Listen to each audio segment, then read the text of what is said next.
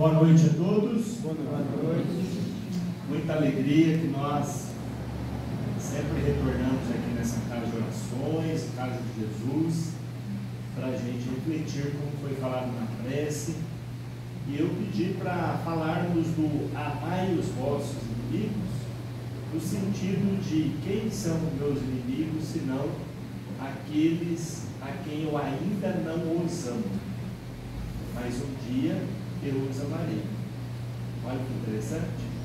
Então aquela pessoa que a gente tem uma aversão, ou alguém que a gente não tem uma afinidade, estamos juntos a caminho, né? Um dia teremos uma convivência pacífica, mas para isso precisamos de exemplos, e por isso eu escolhi esse tema aqui, a vida dos apóstolos. Só que nós vamos fazer um recorte de um estudo que nós fizemos da última vez que estivemos aqui, sobre as emoções, em especial uma. É uma emoção que eu acho que ninguém tem aqui, mas mesmo assim eu vou perguntar, né? Eu acho que aqui em Biporã, em Londrina tem bastante, né? Aí em Biporã não deve ter. Por exemplo, alguém aqui já sentiu raiva alguma vez? Levanta a mão. Então, todos lá, né? Então estou no lugar certo, né? Alguém aqui nunca sentiu raiva pelo menos uma vez? Só ele aqui. 2? Bateu ré. 3? Maravilha. Porque o que é essa raiva? Então, às vezes a gente confunde raiva com rancor, com ódio, com inimizade. São coisas diferentes. A raiva, a gente vai recapitular quem não estava naquele momento. A raiva é o quê? Ela está intrínseca na nossa formação. Então, uma emoção. Então, como a gente tem coração, tem rim, né? Tem um pulmão, a gente tem um dispositivo. Qual é o dispositivo do carro com esse tempo que fala que está fervendo? Como é que chama? Radiador. Radiador. Aí, é um radiador. Mas o radiador tem um dispositivo lá no painel. Como é que chama aquele dispositivo? O termômetro, marcador de temperatura. Se ele falar que passou, cada carro tem, né, o seu limite, mas passou lá 200, 300 graus, não, está fervendo o motor, está faltando óleo, ou está faltando água, ou está faltando alguma coisa, ou rebentou a mangueira. Então quem é aí da área aí, sabe que pode ser N fatores, né? Muito bem, então o nosso termômetro é essa raiva que acontece naturalmente, mas ela pode se tornar doentia. Você quer ver um exemplo? O dinheiro é bom ou é ruim? Eu já estou vendo sorriso agora. Falei raiva, todo mundo ficou assim, né? Dinheiro, todo mundo já, né? É útil. Dinheiro é útil. Quem acha que dinheiro é útil, levanta a mão. Quem acha que dinheiro é ruim, levanta a mão. Sempre tem alguém que pensa diferente, gente. Nós estamos no mundo das diferenças e está tudo bem, é sua opinião. Agora, o dinheiro não é nem bom nem ruim. Olha que interessante. O dinheiro não é bom, não é ruim. Agora, o que a gente faz do dinheiro que vai tornar ele bom ou ruim? Quer um exemplo? Eu vou dar dinheiro para essa casa, vou fazer uma doação aqui. Valor é exorbitante. Estão brincando, tá? Professor aqui. Mas, tá lá, fiz a doação. Aí, o conselho deliberativo da casa resolve fazer uma festa. Dá para fazer festa com dinheiro, tá? Dá, vamos fazer a festa. Aí eu fico bravo, falando, não, mas não é para fazer a festa, mas você não deu dinheiro para mim? Dinheiro para mim, eu fiz a festa. E foi um festão. Como é que vocês iam ficar? Felizes? Falar, recebeu o dinheiro, fez a festa, podia fazer isso, podia pintar, podia isso o quê e tal. Então o dinheiro foi bom ou ruim? Olha o brigueiro que eu arrumei. Ao mesmo tempo, esse dinheiro podia pegar e fazer tanta coisa esquisita, né? Ruim. Mas é o dinheiro que fez ou a pessoa que fez? Estão compreendendo o raciocínio? O dinheiro, gente, não é bom nem ruim. O dinheiro pode, ajudar uma creche, pode usar uma instituição filantrópica, o Hospital do Câncer, os hospitais de Londrina, pode ajudar aqui os hospitais aqui, pode ajudar a Casa da Sopa, pode fazer uma... Gente, pode ajudar tanta coisa, olha que coisa boa, mas quando eu faço dele uma coisa boa. E eu também posso comprar droga, posso comprar remédio que não tem necessidade, posso fazer tanta coisa ruim para mim mesmo.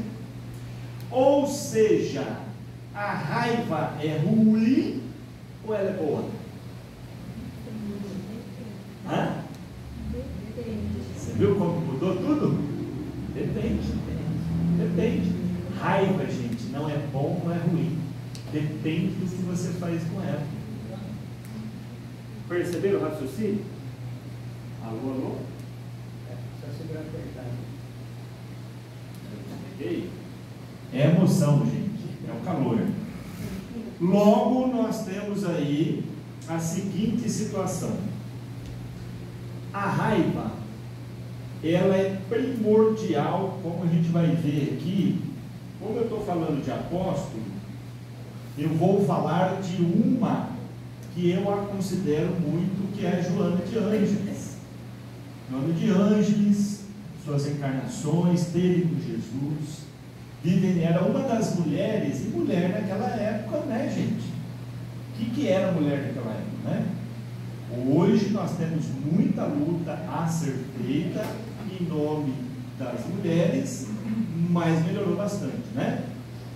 Nesse momento, Joana de Ângeles, ela vai tecer uma aula sobre várias emoções no livro. Então vou trazer um material, quem quiser se debruçar, grupo de estudo, estudar, vai ter um monte de material para estudo, porque o tempo aqui, a Vera só me deu 2 horas, né? 2 horas não dá para fazer muita coisa, né, Vera? Então vou deixar um material aqui para quem quiser. Se quiser tirar foto do celular, fica à vontade, viu? Não tem problema nenhum. Divaldo Franco, então, psicografa esse livro, Conflitos Existenciais. Aí eu fui estudar, e ele é de 2005. Falei, estou 20 anos atrasado, 21 anos atrasado, porque eu não estudei esse livro. Porque esse livro é renovação pura dentro do Espiritismo.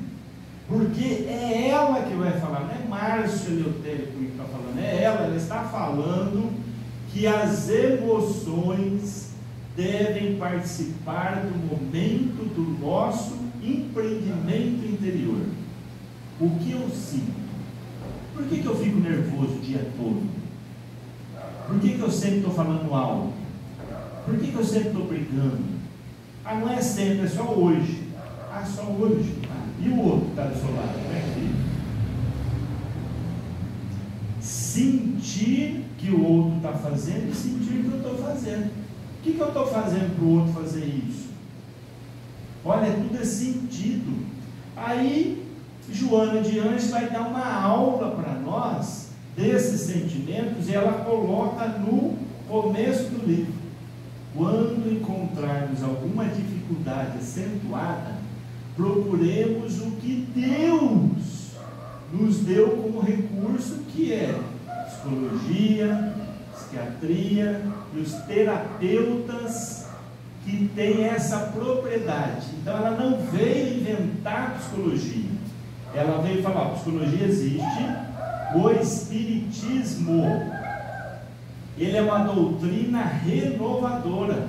Então ele está sempre ao lado da ciência. A ciência está avançando, ele está junto. Então ela veio fazer um leque de abertura para a gente se apropriar desse conhecimento em nossas vidas. Então ela fala lá, raiva.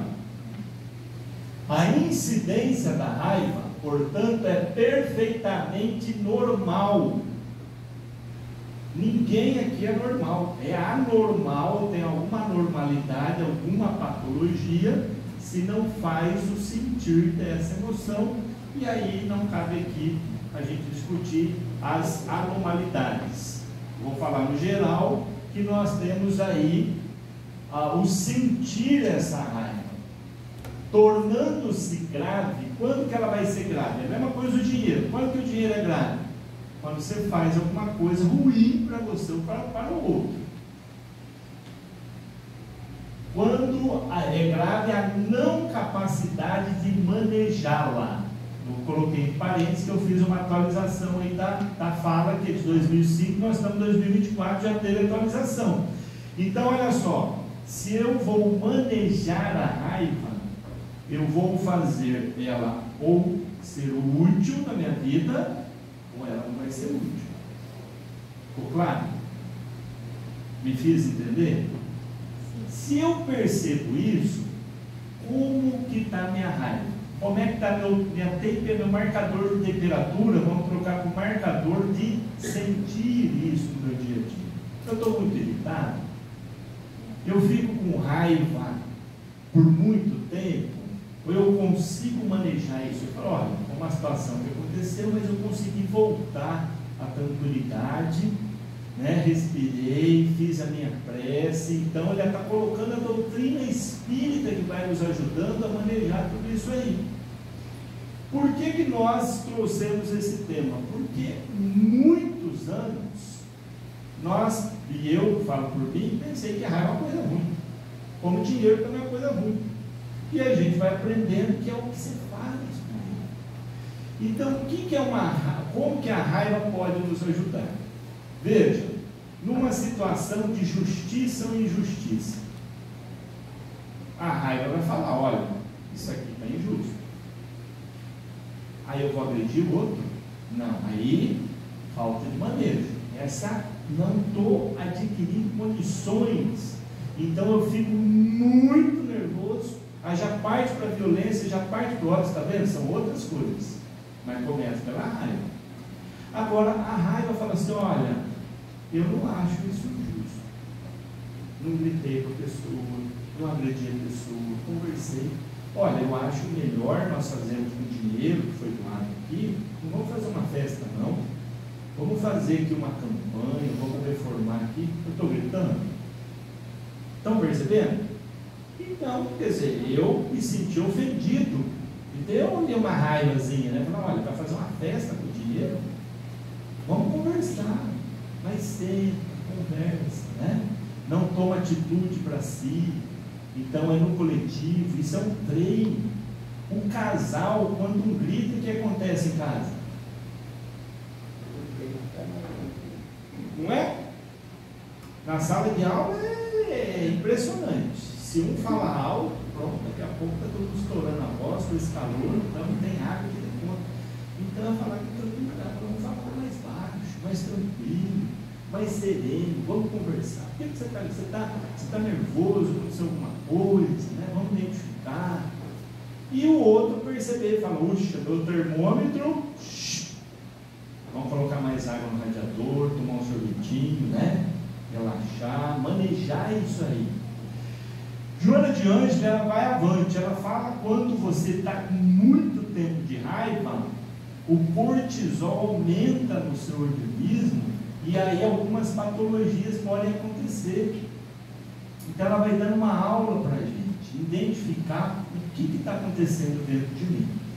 Por isso eu trouxe também aqui um outro elemento que eu acho que pode ser um dos apóstolos da humanidade, que é o Mohandas Karachand Gandhi, que ele faz a grande revolução interna primeiro, para depois ele libertar a Índia do jugo inglês. O que vai fazer Mohandas Karachand Gandhi?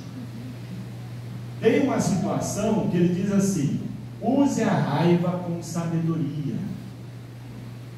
Eu estou sentindo que alguma coisa não está legal. Permita que ela ajude a encontrar soluções com amor e com a verdade. Quando você não tem esse manejar da raiva, né, esse treino, ela pode ir para onde? Para o ódio, para o rancor, na falta de perdão, né? Já vai para outro caminho. Agora, quando eu vejo que tem alguma coisa, eu preciso fazer tomadas de decisões, é a raiva que vem. Olha, isso aqui precisamos resolver, né? Vamos conversar, vamos colocar um limite, vamos fazer alguma coisa diferente para que isso aconteça de formas melhores. E aí ele vai na frente desse livro. Então, ó, a citação desse livro aqui, ó, do Gandhi, A Virtude da Raiva. Fica aí uma sugestão de leitura, um livro baratinho, que é do neto de Gandhi, que era uma pessoa que tinha muita raiva, brigava com os coleguinhas do colégio. Então o que acontecia? E aí os pais não sabiam o que fazer, falavam, vai conversar com o avô, vamos ver se o avô dá jeito. E aí ele aprende assim, ó, que Gandhi falava para ele: meu neto, use a raiva para o bem. A raiva para as pessoas é como combustível para o automóvel. Ela nos dá energia para seguir em frente e chegar a um lugar melhor. Sem ela não teríamos motivação para enfrentar os desafios. A raiva é uma energia que nos impele a definir o que é justo do que não é, tomadas de decisões, defesa, né? Defender, falar, ó, está machucando, colocar limites. E aí o Gabor Maté, ele fala que quando aumenta, né, esses hormônios aí dentro do nosso córtex cerebral, as sinapses vão tendo problema. E aí pode trazer vários distúrbios orgânicos pelo não manejar da raiva.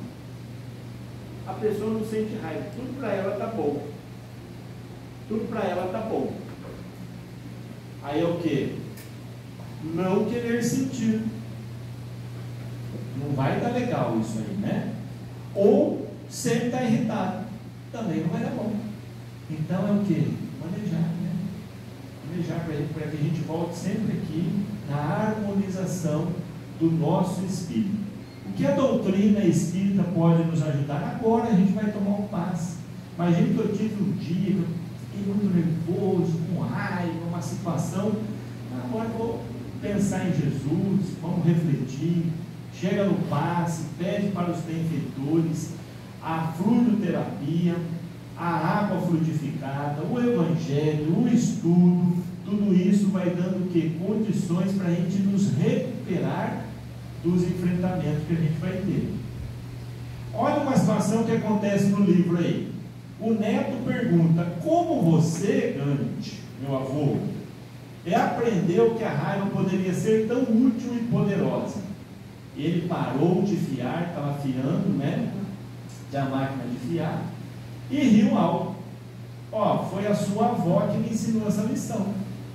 Sério? Como, vô? O que aconteceu? Aí ele explicou que ele casou. Na Índia tem o casamento arranjado com 13 anos.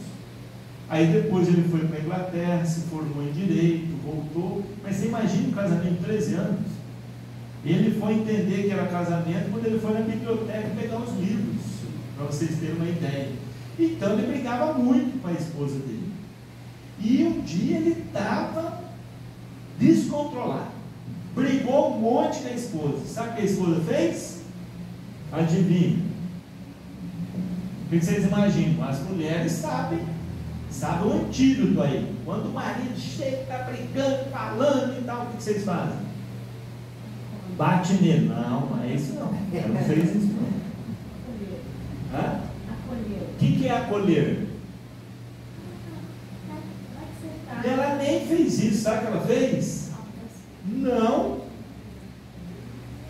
Ela ficou olhando para ele com amorosidade. E aquilo irritou tanto ele, deixou ele com mais raiva. Porque ele falando e tal, queria que ela brigasse também. Ela ficou tranquila. Indira Gandhi, exemplo mundial de mulher lutadora com suas emoções. Estou falando lá em Externo Internacional, estou falando ela. E ele falou assim: gente, essa mulher é poderosa. E eu vou começar a estudar o que ela está fazendo. O que ela está fazendo? Manejando a raiva. Porque ela ficou com raiva também, porque escutou umas coisas ali que não precisava. E ela foi manejando. E ele ficou com vergonha. Quando ele percebeu que eu não preciso ser violento, eu não preciso falar alto, eu não preciso ofender o outro, menosprezar o outro, como foi falado, né, nas preces, ter preconceito do outro, mudar o outro, isso vai trazer uma paz de espírito. Isso é desenvolvido por cada um de nós. Você não consegue dar isso para o seu filho, mas você pode ensinar muita coisa para ele. Você não pode impor isso ao outro, mas a sua conduta, a sua presença faz com que ele reflita. A pessoa grita e você não grita, até ela perceber. Há um tempo. É fácil, gente, fazer isso, mas o contrário só deu problema. Toda vez que você gritou, o que aconteceu? Toda vez que você não manejou sua raiva e deixou, vai para o corte cerebral, dá o cortisol, você perde o controle. Isso é químico, a ressonância está aí para provar as reações químicas do cérebro. E para isso eu trouxe aqui uma indicação de um filme maravilhoso. É um filme, não é novo não. Eu me lembro se é 2019, se não me engano, Tom Hanks. Ele chama Um Lindo Dia na Vizinhança. Não vou contar o fim, né, Adriano? Falou para não contar, não vou contar. Mas e aí, como é que o pessoal vai assistir? Vai ter que assistir, né? Gente, eu não estou ganhando nada para vocês assistirem um filme, mas pode assistir com a família, assistam com a família. Está aí um final de semana, não sei se vão ficar em casa, porque está muito quente, né? Mas um dia aí para assistir um filme espetacular. Tom Hanks, é filme bom, né? Mas esse ele me surpreendeu, que eu dormi umas 2 vezes, né? O filme ele é bem paradão, dá vontade de dormir. Hoje, por exemplo, não assiste não, você vai dormir. Esse é um dia que você está mais espertão. Porque no começo é bem... Nossa, a maioria das pessoas analisou, não gostou do filme, mas no final, vou contar só um trechinho. Um jornalista, ele ganha prêmios, era aquele jornalista policial. Então ia atrás do criminoso, revelava e tal, e aí ele ganha prêmios, era um jornalista renomado.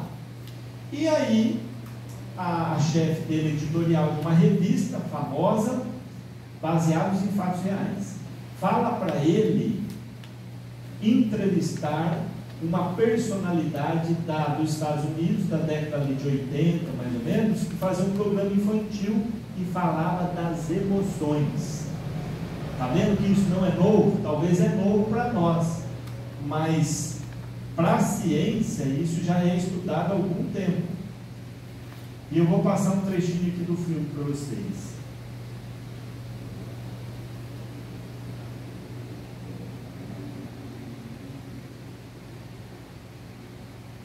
É um trailer, tá?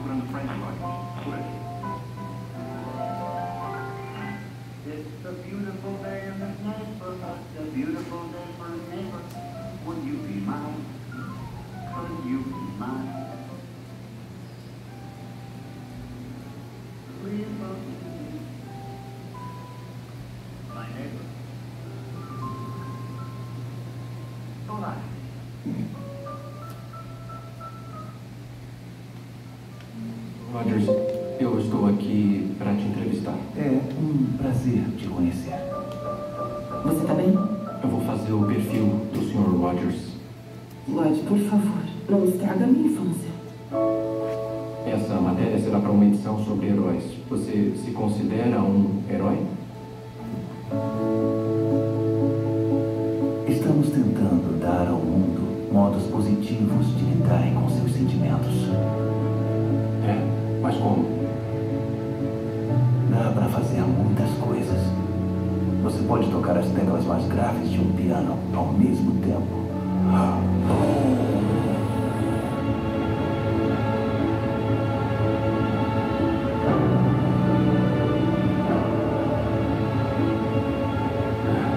Você adora pessoas problemáticas, assim como eu. Às vezes temos que pedir ajuda. E tudo bem. Acho que a melhor coisa que podemos fazer é fazer as pessoas verem que cada uma delas é preciosa.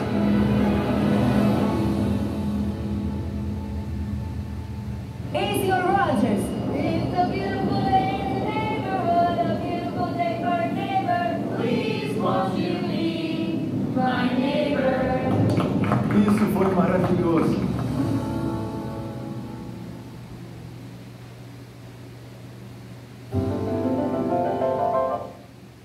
Então tá aí, ó, Um Lindo Dia da Vizinhança. Alguém já assistiu? Não! Ah, tá bem lá. E aí, você gostou do filme? Você dormiu ou não? Peguei na metade. No começo, né? Depois fica bom, né? Peguei na metade do final.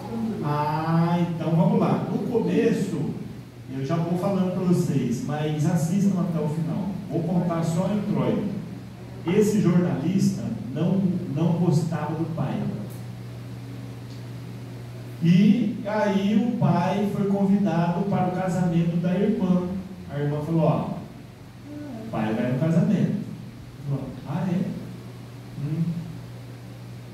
E aí a mulher ficou preocupada, falou, pronto, agora não vai no casamento, porque o pai está lá, então vamos lá. E ele tinha um filho novinho de colo, né? Aí ele chega no casamento, tudo bem, né? E o pai tenta fazer umas gracinhas lá e tal, e ele nem dá conta. E o pai ia para um lado, ele ia para o outro lado, e aquela coisa toda, até que o pai deu um jeito de cercar ele. E falou, ó, pega seu filho, vai lá que eu vou conversar com o seu marido, que era o filho dele. E aí começa a falar mal da mãe, que era saudosa, ele tinha morrido quando ele era pequeno. Ao falar mal da mãe, ele é tomado de fúria. O que é fúria? Raiva que não consegue manejar. Pode ser por um trauma. Então essa raiva não conseguia ali, não é controle, tá, gente? Porque controle é você não sentir. Eu controlo, não, estou sentindo, mas é manejar que eu preciso respirar, que eu preciso fazer alguma coisa. E ele não deu conta. E todo mundo sabia que poderia dar problema. Tinha feito. Ele deu um soco no pai, no casamento da irmã. O cunhado veio, ele empurrou o cunhado, aí veio o irmão do cunhado, deu um soco nele, e foram parar no hospital. Essa atitude é condenável, sim ou não? Dar um soco no pai, é condenável ou não? Certeza. Será? Precisamos de ver até o final do filme. Agora deixei vocês curiosos ou não? Então assistam ao filme. Por que ele deu o soco no pai e o que aconteceu até o final? Então esse entrevistador, ele vai fazer o manejamento da raiva do outro. E ele se torna um especialista em falar para o outro, você é precioso, você é filho de Deus, isso é importante. Não é importante só para mim, isso é importante para Deus. E vai fazendo toda uma reflexão, como se fosse um terapeuta.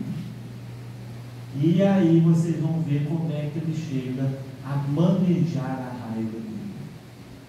Muito bem, mas eu gostaria de encerrar a minha fala com o livro Paulo Estevam. Vamos voltar para o apóstolo de Jesus que está ali, bem na nossa frente. Você sabe por quê? Porque Paulo tinha muita coisa do nosso dia a dia. E ao perceber isso, eu fiz um paralelo que esse Saulo, né, que se transforma em Paulo de Tarso,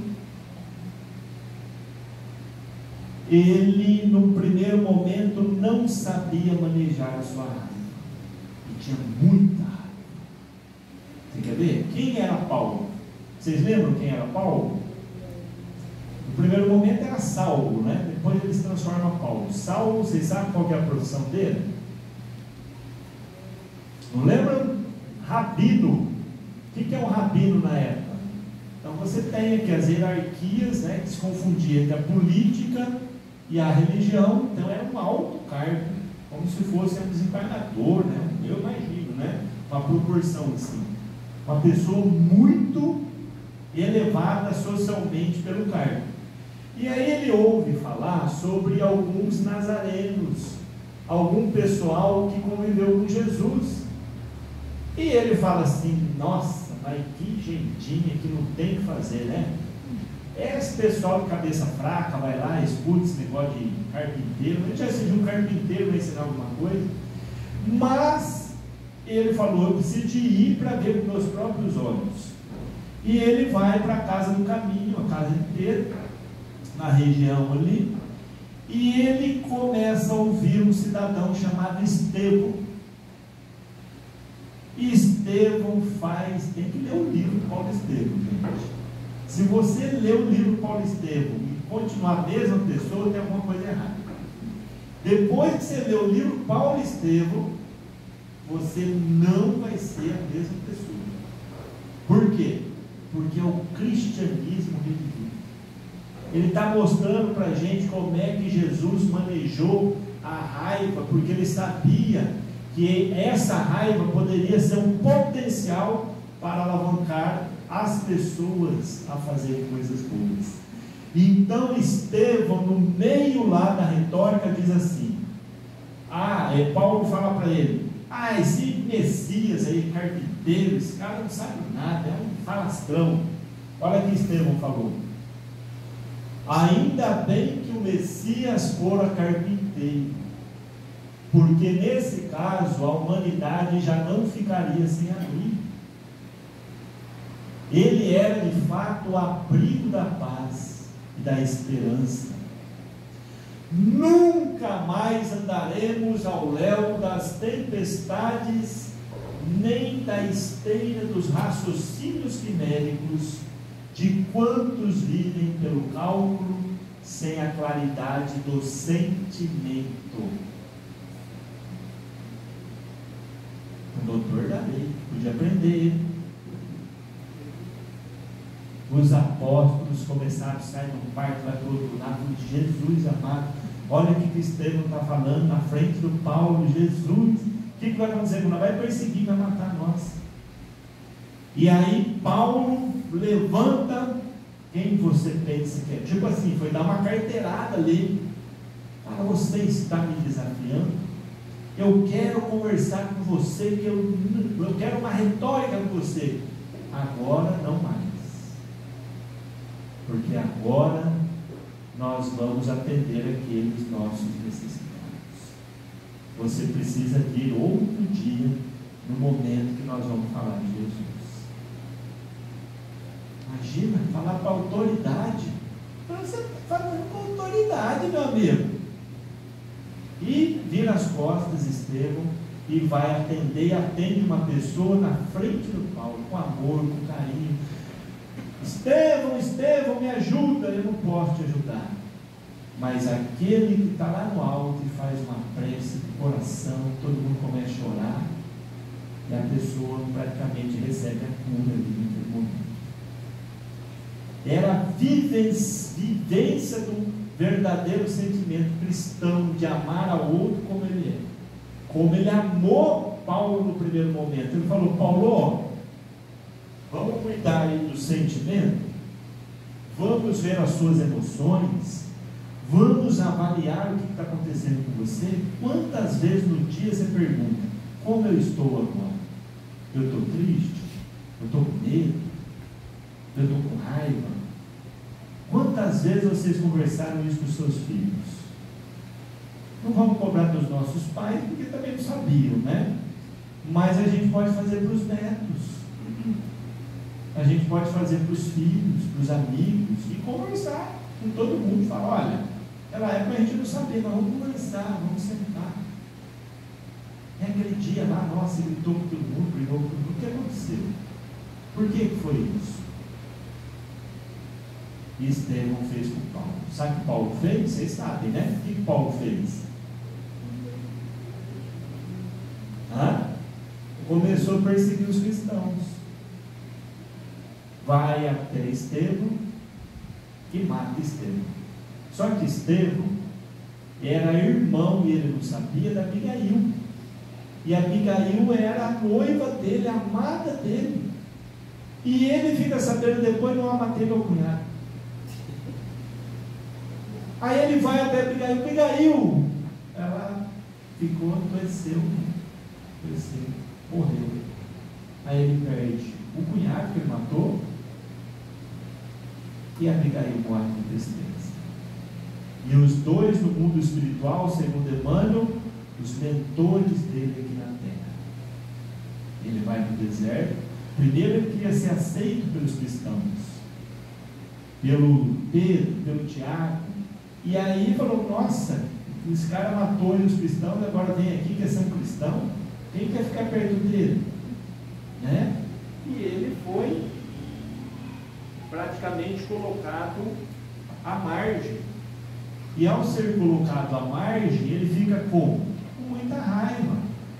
Muita raiva. Puxa, eu quero fazer minha mudança. Aí ele vai até o pai dele fala: você é cristão, então você não é mais meu filho. Ficou com mais raiva ainda.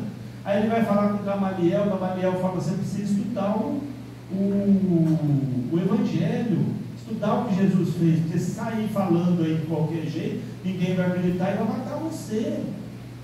Aí ele vai para o deserto, aí ele vai tecer, né? Vai tecer lá a rede, as tendas, e ele fica tecendo e absorvendo aquele Evangelho, manejando a sua área. Ele tinha muita, mas ele também fez muita gente ter raiva dele. Não é uma ação? Ele matou os cristãos. E agora ele quer ser um cristão. E para ser um cristão, precisamos vivenciar. Eu estou sentindo. O que eu faço com isso, Jesus? Dá força para mim, para que eu consiga manejar melhor a minha vida, meu comportamento, minha relação dentro da família, dentro do emprego, dentro do funcionário, me ajude, Senhor. E aí eu venho tomar passe, vou fazer a minha parte de renovação interior. E olha que interessante que acontece. Ele vai e volta novamente, vai falar com Pedro. E Pedro está mais maduro e acolhe Paulo. Só que Tiago era firme, era duro. E na época os judeus, e até hoje, tem o hábito da circuncisão. E aí o Tiago falou: para ser cristão aqui nessa região aqui, tem que ser circuncidado. E aí o Paulo achou um crime. Imagine, meus irmãos lá da Grécia, vai ser circuncidado? Não tem cabimento, não tem nada a ver com isso. E o cristianismo não deve ser assim. E foi falar com Pedro como é que estava Paulo. E vai, não pode ser desse jeito e tal. Como é que estava a raiva dele? Falta de manejamento. E Pedro fica numa saia justa ali, por quê? Se ele vai ao encontro do Paulo, ele perde o amigo Tiago. E Tiago estava ajudando muito ele, mandava dinheiro para manter a casa no caminho. Quanta gente ele estava ajudando ali. E Paulo chega, e Paulo também está certo. E Tiago também está certo. E agora, o que eu faço? Sabe o que ele fez? Paulo, leia para mim uma passagem de Jesus, para a gente encerrar a reunião e retomar amanhã. Imagine como é que estava Paulo. Paulo estava pegando fogo. Acontece isso com a gente? Acontece, gente? Não é um exemplo lindo isso? Está pegando fogo. Lê uma página do Evangelho. Vamos ler uma coisa boa. Vamos elevar o nosso pensamento, né? Vamos fazer uma prece agora. Depois a gente conversa. E aí ele foi falando. E aquilo foi remoendo. E Pedro, sabendo da situação, o cristianismo poderia estar dividido naquele momento. Nós poderíamos ter dois cristianismos, já nascendo já ia ter dois. A gente sabe que depois aconteceu um monte de coisa, mas naquele momento precisava ser fortalecido o cristianismo para o mundo, para chegar para nós aqui. Pedro foi fazer prece, foi pedir inspiração para Jesus. E aí no outro dia volta. Tiago falou, e Pedro falando, e Paulo falando, e aquela confusão toda. Aí chega a vez de Pedro, inspirado por Jesus, começa a falar. Quando Jesus estava na terra, nós não escolhimos para quem ensinar o Evangelho. Quando ele estava ombro a ombro com cada um de nós, ele não perguntava se você estava com raiva, se você estava triste. Ele erguia a alma dos pecadores. E ele envolvia cada um de nós com o seu melhor. Porque todo mundo é precioso. Todo mundo é importante para a vida e para Deus. Nesse momento de tantas dificuldades que nós passamos, Jesus nunca nos deixou e nunca nos deixará. Quando nós precisamos que Ele fosse firme e usasse o quê? Aquela emoção para dizer sim, sim, não, não, mas com amor, com respeito, Ele não deixou de fazer para nenhuma parte. Quando Ele estava próximo do leproso, Ele não perguntou que religião que tinha, se era circuncidado. Quando Ele estava próximo daquele que estava sem a visão, Ele não perguntou qual partido que ele professava. Quando Ele estava próximo das mulheres que estavam iludidas com a vida, não perguntava de onde que elas eram. E por que é que nós aqui, cristão que somos, vamos fazer distinção para alguém fazer alguma coisa para ouvir o seu Evangelho?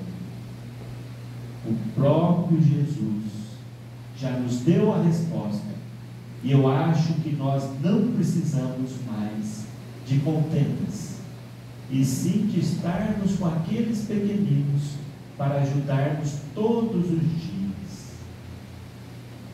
Paulo, comente a sua viagem, porque a reunião está encerrada por Jesus. Ninguém precisa ser circuncidado para ouvir Jesus. Mas Tiago falou assim, mas eu tenho que deixar bem aqui, né? Tiago foi lá e falou, olha, mas não podemos ser vaidosos e também não podemos ter, comer muito e tal, e não sei o quê. Aí Paulo falou, né? Isso aí está escrito no cristianismo e tudo, né? Só para dizer que Tiago falou por último. E os dois se tornaram grandes amigos, e Tiago também foi amigo de Paulo. Raiva demais, fora do manejamento. A vida vai controlando, vai nos harmonizando e vai nos trazendo a pacificação por meio de diversos fatores da vida. Paulo é um dos grandes exemplos. Pedro é outro, mediador. E Tiago também foi um excelente trabalhador. E quando ele compreende o trabalho de Paulo, os dois se tornaram grandes amigos. Se um ficasse gritando mais que o outro, a gente fica distante daqueles que a gente ama. A gente arruma dois problemas. Eu amo a pessoa, eu porque, minha raiva descontrolada ali, ou melhor, essa falta de manejamento, falta de respirar, eu vou ficar longe do outro. Então que Jesus permita que a gente possa estar próximo desses primeiros trabalhadores do cristianismo, porque o cristianismo surgiu com a vivência cristã da maneira mais pura. E a meu ver, o livro que nos remete Paulo Estevam é a Ave Cristo, é os livros dos primórdios do cristianismo, que vai falando como é que nasceu, como é que foi a casa do caminho, como é que Pedro fez, e isso faz toda a diferença na nossa vida. Então que Jesus nos abençoe, nos proteja, e que a gente possa absorver essa frutoterapia, que vai dar muita força para a gente manejar essa emoção tão importante para nós. Que assim seja.